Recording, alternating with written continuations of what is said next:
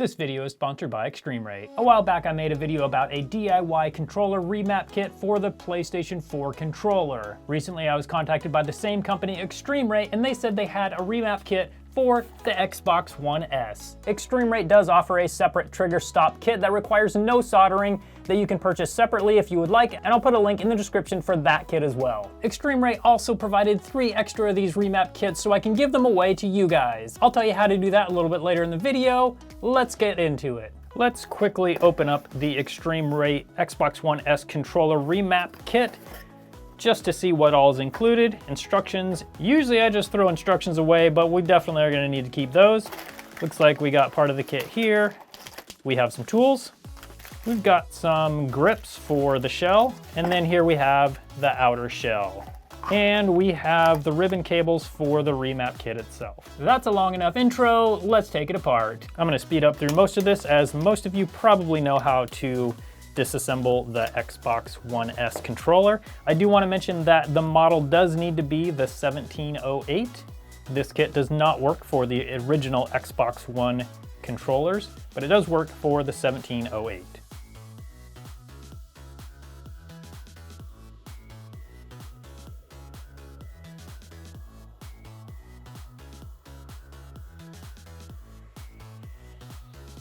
Now that we have our controller mostly apart, let's take a look at the instructions. One thing I do need to mention is to fully install this kit, you will need a soldering iron. Now we do have 2 ribbon cables that we will need to install, one on each of these motherboards. So the first thing we need to do, which I've already done, is make sure that we have model 1708 and we have a soldering iron. And now that I have the controller taken apart, we can move on to step number 3. And it looks like for step number 3, we are desoldering all the wires along the edge because we need to completely separate this motherboard from the rest of the controller. What we need to remember here is gray, black, red, black. So that is the order they go in. There is also a guide on the instructions so you can remember where these go. Now what I'm using right here is called flux. It helps the solder flow and it is essential for soldering. And here we go. All we need to do is touch the soldering iron to the connection and it should melt the solder and pull the wire up. There we go.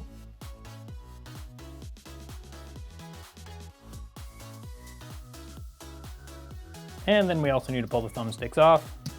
For step 4, we need to remove all of this insulation tape. Then we need to remove this motherboard and these motors.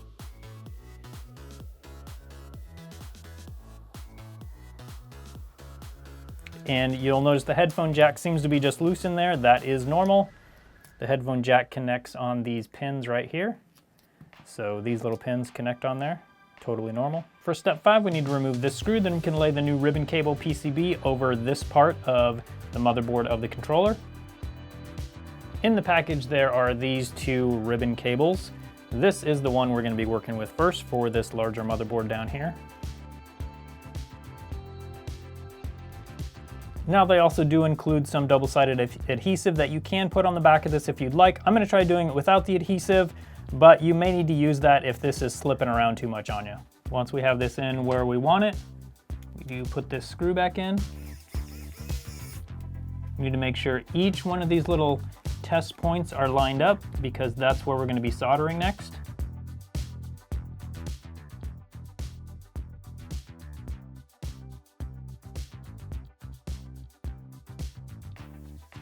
And this is what each of those test points should look like. You want to make sure there's enough solder on each point. Did I miss any? I think I got, oh, I did miss one. There's one right there. Let's get that one right now. Okay, now I think I got them all. Now with that installed, we're going to lower that secondary board right back onto this, just like how it was.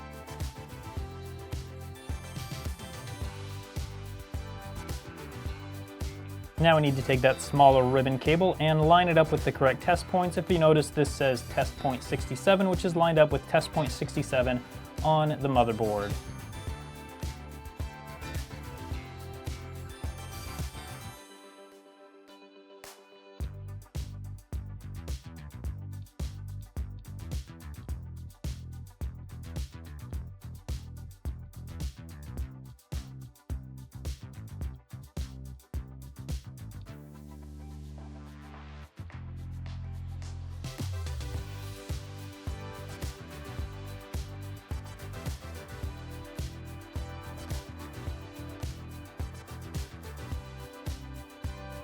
Now we have all of those soldered back on. I'm gonna fold the wires back in how they were. Connect this bad boy. Then we need to connect this ribbon cable into this connector. So how we're gonna do that is lift the lock. Then we will tuck this under. We need to flip it around and tuck it under and in. So like this, and then like that. There we go. Now the cool thing is Extreme Rate does provide a test board that we can plug in to test and make sure all of our connections are working properly. So to use this test board, we're gonna plug it in like this, flip the lock down, then we'll plug in the controller and see if all the lights light up. Okay, and oh, look at this. Test point 15, it looks like has a little problem. So all of these lights right here correspond with a test point on the board. So if one of the lights doesn't light up, you know what you need to check. So we need to check test point 15. Okay, and here I can show you test point 15 right there. You can see that soldered, just not soldered on quite well enough. So I'm gonna redo that solder joint and then we'll test it again. All right, test point 15 looks good. Let's put it back together and test it and make sure we're good. And as you can see, test point 15 now lights up just fine. We have all red lights on our test board that Extreme Rate provided. So now we know all of our solder joints are good and we can proceed with the rest of the modification. The next thing we need are these two pieces right here.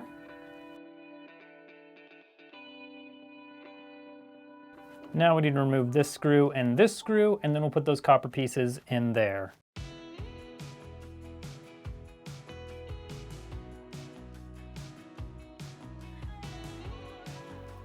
Now we'll be working with the back case that they provide, the back shell of the controller. We'll need to install the battery contacts. And there we go. Now time for the trigger stop mechanism, the springs, the washers, and the screws.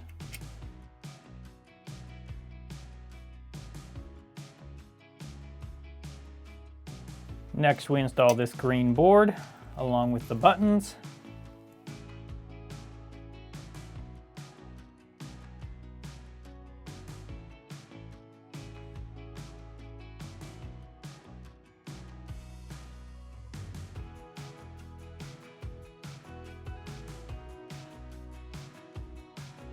Once that's done, we need to make sure and connect this ribbon cable to the board on the bottom case. There we go, it's connected and the lock is locked. We'll make sure all these wires are out of the way. And then we can lower this part onto the lower case. And the shell should look like that once you have it correctly lowered. These buttons should work freely, as should these. Now that we have that done, we can put the thumbsticks on. Once that's all together, we can put on the top plate, then flip it over and screw all the screws in for the top plate.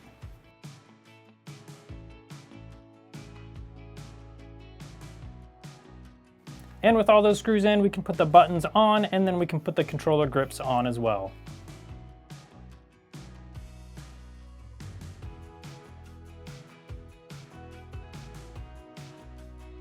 And there we go. What do you think? Pretty cool looking controller. We've got the extra buttons here, the long and short trigger right here. So you can see for the trigger, that's a long press. And if we go like this, that's a very short press. And then you can also adjust it in between as well.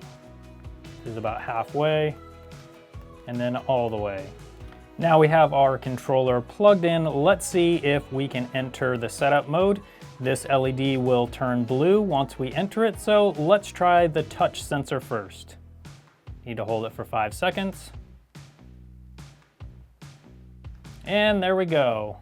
So now this is ready to remap any of the buttons that are remappable with this remap kit. If you're interested in doing this mod on your Xbox One S controller, go over to my Instagram at TronicsFix, comment on the post I just made about these, and let me know that you'd like one. So I have now installed the remap kit onto my Xbox One S controller. I'm gonna leave a link down in the description below if you want one of these remap kits for yourself. Thank you so much to XtremeRate for sponsoring this video. You guys really liked the last video that I did about the PS4 remap kit, so I really appreciate them sponsoring another video for the Xbox One S, and I think you're gonna love this product as well. Again, I'll leave an Amazon link down in the description below so you can go buy one for yourself. Thanks again for watching, and I hope you have a good day.